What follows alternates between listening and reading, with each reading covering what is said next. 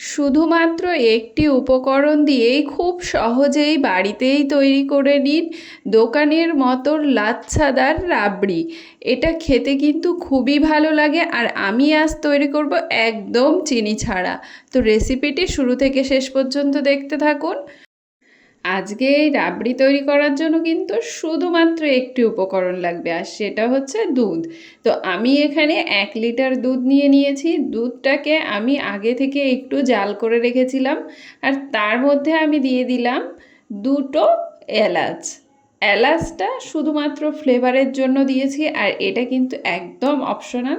এটা পুরোপুরি আপনারা স্কিপও করতে পারেন, কোনো সমস্যা নেই। তো দুধটাকে এবার আমরা জাল করে নেব ভালো করে। আপনারা যারা মিষ্টি খেতে পছন্দ করেন তারা কিন্তু এতে সামান্য চিনিও ব্যবহার করতে পারেন, তবে আজ আমি একদম চিনি ছাড়া তৈরি করব রাবড়িটা, আর এটাও খেতে কিন্তু দারুণ লাগবে।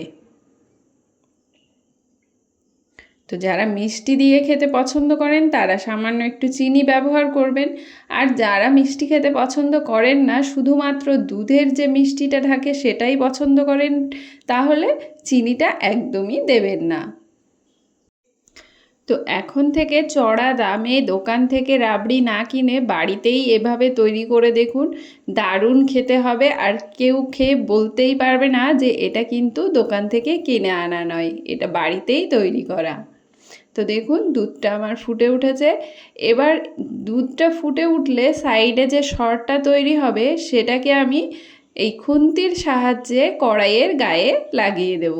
এইভাবে টেনে টেনে কড়াইয়ের গায়ে লাগিয়ে রেখে দেব। তো এখন কিন্তু একটাই মাত্র কাজ, সেটা হচ্ছে এই অনবরত সরটা তৈরি হবে, আর সেই সরটাকে এরকমভাবে খুন্তির সাহায্যে টেনে নিয়ে কড়াইয়ের গায়ে লাগিয়ে রেখে দিতে হবে। এই দেখুন, এইভাবেই অনবরত জাল করে দুধটাকে ঘন করে নেব।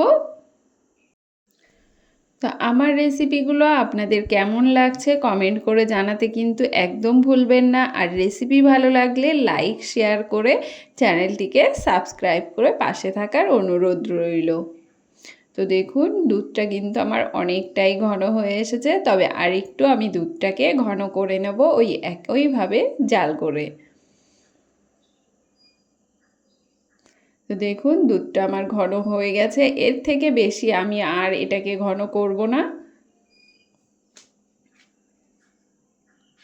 এবার আমি দুধটাকে খুন্তির সাহায্যে এই সরগুলো লেগে থাকা, যে কড়াইতে লেগে থাকা যে সরগুলো আছে তার উপরে দুধটা আমি খুন্তির সাহায্যে ছড়িয়ে দিলাম। ছড়িয়ে দিয়ে আমি এটাকে ঠান্ডা করার জন্য রেখে দেব। তো দেখুন এটা আমার ঠান্ডা হয়ে গেছে। এই দেখুন বন্ধুরা, আর দুধটাও কতটা ঘন হয়ে গেছে। এবার আমি খুন্তির সাহায্যে এই সরটাকে তুলে নেব। এই দেখুন, এই দেখুন বন্ধুরা, খুন্তির সাহায্যে খুব সহজভাবেই কিন্তু এটা উঠে আসছে।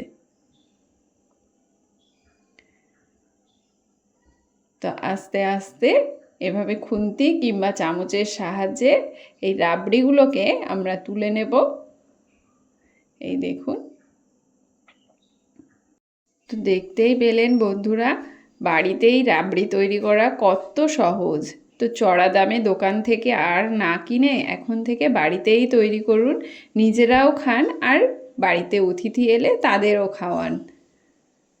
এই দেখুন কত সুন্দর রাবড়িটা তৈরি হয়েছে। তো এক এক করে আমি পুরো রাবড়িটাকে তুলে নেব সুন্দর করে।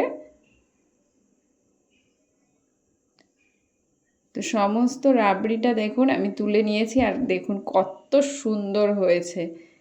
তো আজকের রেসিপি আপনাদের কেমন লাগলো কমেন্ট করে জানাতে একদম ভুলবেন না, আর রেসিপি ভালো লাগলে লাইক শেয়ার করে চ্যানেলটিকে সাবস্ক্রাইব করে দেবেন। টাটা।